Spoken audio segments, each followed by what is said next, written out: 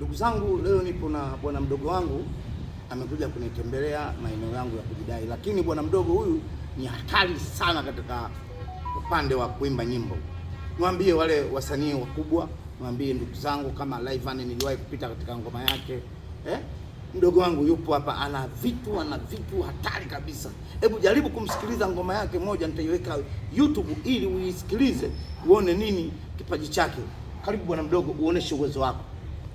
Eti binadamu wenye roho mbaya wanafosi kunishusha, nikiamini ufahamu kesho kuna Rabbana, kiama kitafika.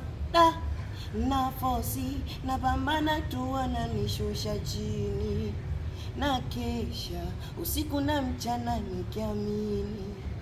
Aya, namuomba Rabbana nipe na mimi kile changu, riziki yangu ije mikononi.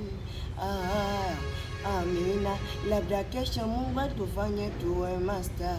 Amina, kwa kila kitu Mola unachokataza.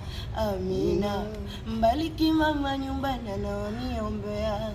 Amina, labda kesho nami nije toboa, ila natamani niwe star, uwezo wangu mimi. Wananita Idi Melody, ama sauti ya rati ndo mimi. Kama una